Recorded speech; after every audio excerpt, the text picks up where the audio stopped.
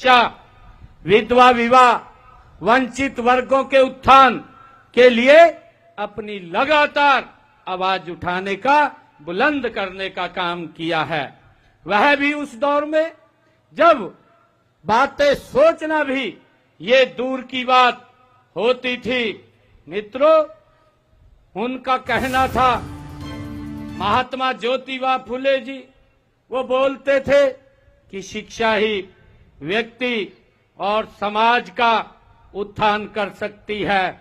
उन्होंने अपनी पत्नी माता सावित्रीबाई फुले के साथ मिलकर भारत का पहला लड़कियों का स्कूल पुणे में खोलने का काम अगर किसी ने किया है तो महात्मा ज्योतिबा फुले ने किया है।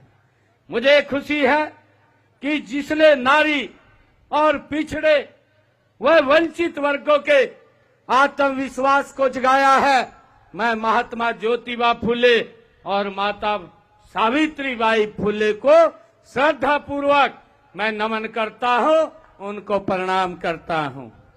मुझे खुशी है कि आज जब मैं सैनी एजुकेशन सोसाइटी में यहां आप लोगों के बीच में मैं जब यहां आया हूं तो मुझे जो हमारे आप सब जानते भी हैं कि आजादी से पूर्व देश में अशिक्षा एवं पिछड़ापन था, शिक्षण संस्थाओं का देश के अंदर अभाव था। उस दौर में हमारे बुजुर्गों ने समाज को सहयोग से शिक्षा, जो शिक्षण संस्थाएं हैं, शिक्षण संस्थाएं खोलने का ये काम किया है। सन 1937 में मुझे खुशी है कि मास्टर सीताराम जी ने अपना मकान शिक्षा के लिए उत्सुक युवाओं को ठहरने, खाने पीने के प्रबंध के लिए उन्होंने दिया था। ये हम सब के लिए बड़े गर्व की बात है। मुझे ये भी खुशी है कि सैनी एजुकेशन सोसाइटी 10 मई 1941 को इसी शहर की एक चौपाल में सैनी प्राइमरी स्कूल से इसने अपनी यात्रा वो शुरू की थी और आज ये इसके बाद सन 1950 में ये सैनी एजुकेशन सोसाइटी का ये गठन हुआ। शिक्षा के प्रसार के लिए महत्वपूर्ण कदम आगे बढ़ाया गया, हम सब जानते हैं। और महात्मा ज्योतिबा फुले के कर्म ही पूजा है कि संदेश पर चलते हुए 75 वर्षों बाद आज यह सोसाइटी एक वट का वृक्ष बन करके आज खड़ी हुई है। आज इस सोसाइटी के अधीन कई शिक्षण संस्थाएं चल रही हैं। इन संस्थाओं में हजारों बच्चे न केवल ज्ञान बल्कि संस्कार भी प्राप्त कर रहे हैं। यह यात्रा शिक्षा के प्रति आपके समर्पण का ये दर्पण है। इस संस्था को यहां तक पहुंचाने में समाज के अनेक लोगों ने तन मन और धन से इसका सहयोग किया है, जिनको आप लोगों ने अभी सम्मानित भी किया है। मैं उन सब का आभार व्यक्त करता हूं और उन सब को मैं नमन भी करता हूं, क्योंकि उन सब के प्रयासों से लगातार ये सैनी एजुकेशन सोसाइटी एक वट का वृक्ष बन करके आगे बढ़ी है। मुझे ये भी खुशी है कि 75 सालों की यह यात्रा केवल समय की गिनती नहीं है, बल्कि त्याग, परिश्रम और समर्पण की ये अमर गाथा भी है।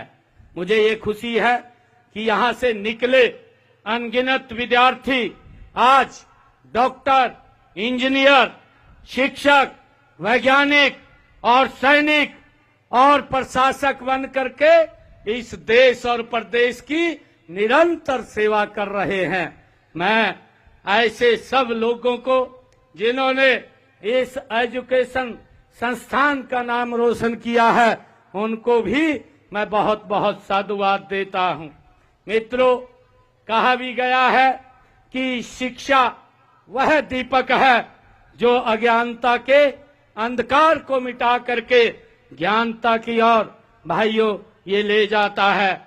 आज जब हम पीछे मुड़ करके देखते हैं तो हमें गर्व होता है, इस सोसाइटी ने शिक्षा का एक ऐसा दीपक, एक ऐसा लौ जलाई है जो निरंतर प्रज्वलित हो रहा है।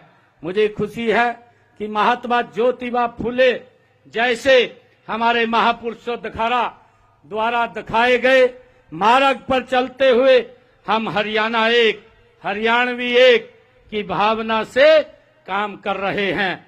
मुझे भी खुशी है कि कोई भी राष्ट्र तभी समृद्ध बन सकता है जब उसकी शिक्षा व्यवस्था मजबूत हो। देश के हमारे यशस्वी प्रधानमंत्री आदरणीय नरेंद्र मोदी जी ने जो संकल्प लिया है कि 2047 तक विकसित भारत का विजन जो आदरणीय प्रधानमंत्री जी ने देखा है, मुझे ये खुशी है कि आज वह शिक्षा के बिना वो अधूरा है जो उन्होंने विजन रखा है। और इसी दिशा में हरियाणा में शिक्षा के अधिकार से आगे बढ़ करके गुणवत्तापूर्ण शिक्षा के अधिकार की दिशा में हम कदम तेजी से आगे बढ़ा रहे हैं। माननीय प्रधानमंत्री जी की कौशल नेतृत्व में आज देश में न्यू एजुकेशन पॉलिसी, नई राष्ट्रीय शिक्षा नीति बनाई गई है।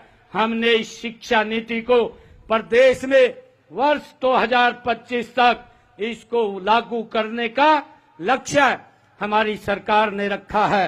हालांकि देश में इसको लागू करने की समयावधि 2040 तक है। हमने शिक्षा को केवल एक विभाग नहीं बल्कि समाज परिवर्तन का हमने औजार इसको माना है। हमने कुछ ठोस निर्णय किए हैं। सर्व शिक्षा अभियान के तहत सभी बच्चों व स्कूलों में नामांकन सुनिश्चित किया गया है। स्कूलों में डिजिटल शिक्षा को बढ़ावा दिया गया है। स्मार्ट क्लासरूम, टैबलेट वितरण और ई लर्निंग को प्रोत्साहन देने का काम हमारी सरकार निरंतर काम कर रही है। हमने आदरणीय प्रधानमंत्री जी ने पिछले दिनों बेटी बचाओ बेटी पढ़ाओ अभियान को व्यवहार में उतारते हुए छात्राओं के लिए सुरक्षित परिवहन, छात्रवृत्ति, सैनिटरी सुविधाएं हमने बढ़ाई हैं। हम आने वाले समय में हरियाणा को शिक्षा के क्षेत्र में अग्रणी राज्य बनाने के लिए हमारी सरकार प्रतिबद्ध है। हर ब्लॉक में उत्कृष्ट मॉडल स्कूलों की स्थापना, बच्चों में आर्टिफिशियल इंटेलिजेंस, कोडिड और डिजिटल कौशल की शिक्षा, कौशल विकास कार्यक्रमों को विद्यालय स्तर से जोड़ना और उच्च शिक्षा में अनुसंधान एवं नवाचार को बढ़ावा लगातार हमारी सरकार काम कर रही है। मित्रों, मुझे खुशी है कि हमने राज्य के सभी 22 जिलों में अटल टिंकरिंग लैब स्थापित की है। 5,000 से अधिक स्कूलों को वाईफाई कनेक्टिविटी से हमने जोड़ने का काम किया है। हमने डिजिटल शिक्षा को बढ़ावा देने के लिए 10वीं 12वीं के विद्यार्थियों को 5 लाख टैबलेट, लगभग 40,000 कक्षाओं में डिजिटल बोर्ड और 1021 आईसीटी लैब हमने स्थापित किए हैं। मित्रों, प्रदेश में बच्चों की नींव मजबूत करने के लिए हमने पहली से कक्षा से 3 कक्षा तक फंक्शनल लिटरेसी एंड न्यूमेरिक कार्यक्रम की हमने शुरुआत की है। हरियाणा में स्कूलों में ही नेशनल स्किल क्वालिफिकेशन फ्रेमवर्क के माध्यम से बच्चों को विभिन्न कौशलों में निपुण बनाने की व्यवस्था ये हमारी सरकार ने की है।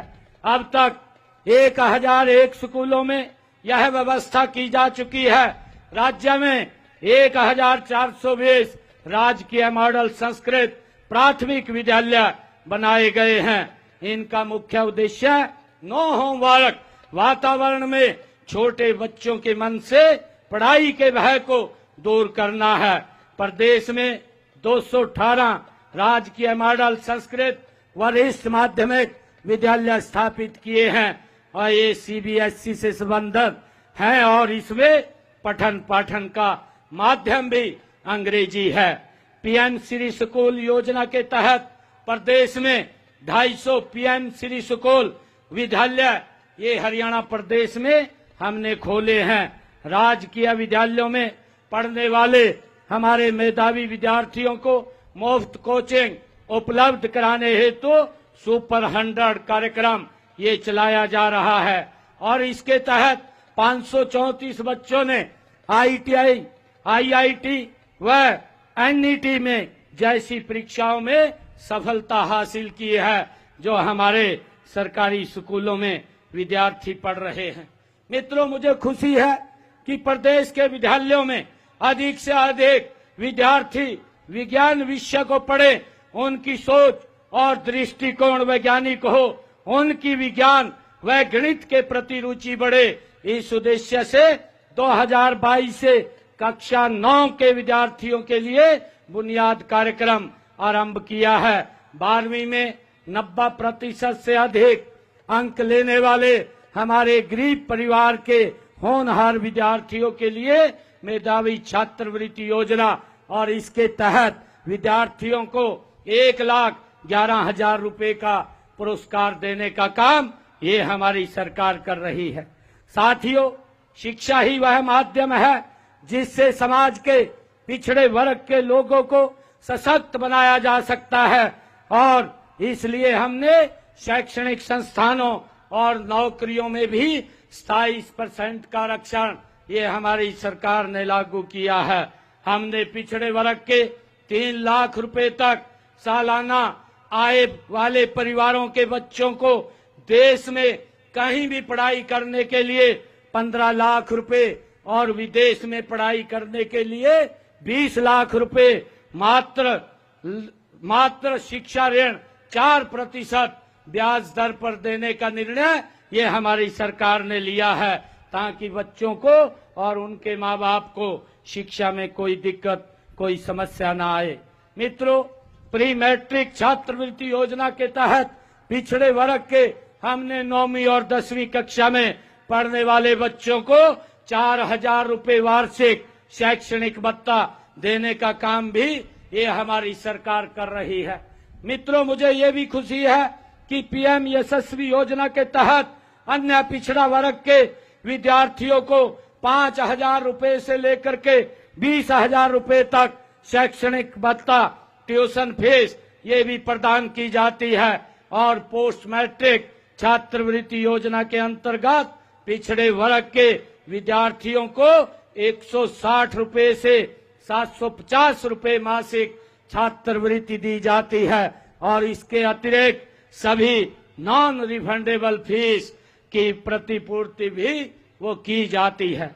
मित्रों, डॉक्टर अंबेडकर मेधावी छात्र संशोधित योजना के तहत पिछड़ा वर्ग के विद्यार्थियों को उच्च शिक्षा के लिए 8,000 रुपए प्रति वार्षिक छात्रवृत्ति प्रदान की जाती है और हमने निर्णय किया है जिन परिवारों की आय 1,80,000 रुपए से कम है ऐसे परिवारों के बच्चों को 12वीं कक्षा तक उनको फिर उनकी फीस पूर्ण रूप से माफ करने का निर्णय ये हमारी सरकार ने लिया है और इन्हें हम मुफ्त वर्दी, पुस्तकें, लेखन सामग्री भी ये उपलब्ध कराई जाती है। ऐसे परिवारों की बेटियों को कॉलेजों में भी और यूनिवर्सिटी में भी फीस को हमने पूर्ण रूप से माफ किया है।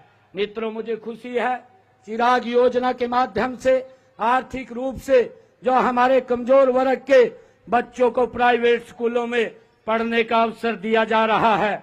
इन विद्यार्थियों की फीस की पूर्ति सरकार द्वारा की जा रही है।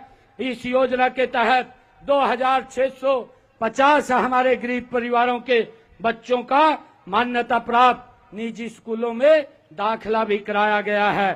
प्रदेश के 1,381 स्कूलों में लगभग 2 लाख विद्यार्थियों को व्यावसायिक शिक्षा प्रदान की जा रही है। निःशुल्क विद्यार्थियों को परिवहन सुरक्षा योजना के तहत पहली से 12वीं कक्षा तक के 35,000 विद्यार्थियों को निःशुल्क परिवहन सुविधा भी प्रदान की जा रही है। और इसी तरह छात्रा परिवहन सुरक्षा योजना के तहत 9वीं से 12वीं कक्षा की 6,506 छात्राओं को निःशुल्क यातायात सुविधा भी प्रदान की जा रही है।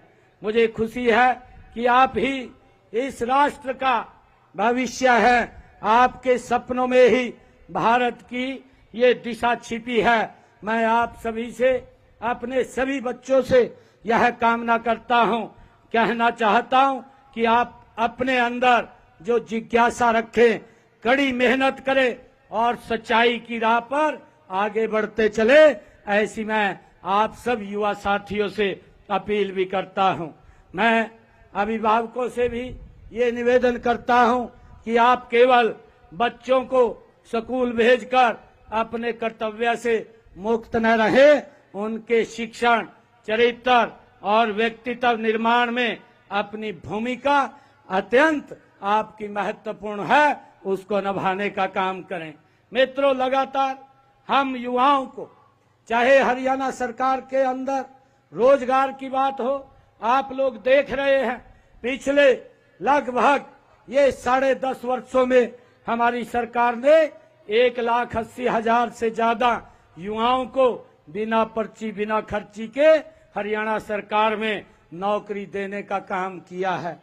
और मित्रों, मैं बताना चाहूंगा, अभी अपने बजट के अंदर मैंने इस बात की भी घोषणा की थी कि हम हरियाणा प्रदेश के 10 जिलों के अंदर IMT का निर्माण करेंगे। उसके लिए पूरी प्रक्रिया शुरू हो गई है और IMT एक बनेगी। एक IMT में लगभग 50 लाख युवाओं को रोजगार उसमें मिलेगा। और भाइयों, मुझे खुशी है कि इन IMT के अंदर लगातार हम गति से काम कर रहे हैं ताकि हमारे युवाओं को रोजगार के साधन खड़े हों।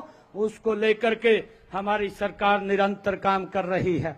आज सैनी सोसाइटी के 75 वर्ष पूरे होने पर मैं अंत में एक बार फिर जो हमारे सैनी एजुकेशन सोसाइटी के सभी महानुभाव हैं, पदाधिकारी हैं, इस 75वें स्थापना वर्ष की मैं उनको और आप सबको बहुत बहुत हार्दिक शुभकामनाएं देता हूं और आशा करता हूं कि यह संस्था आने वाले वर्षों में शिक्षा के क्षेत्र में और नई ऊंचाइयों को ये छुएगी और ये लगातार आगे बढ़ती जाएगी। मैं आज यहाँ पर जब आया हूँ तो मुझे प्रधान जी ने यहाँ मांग पत्र मुझे दिया है सैनी एजुकेशन सोसाइटी का, जो ये मांग पत्र है।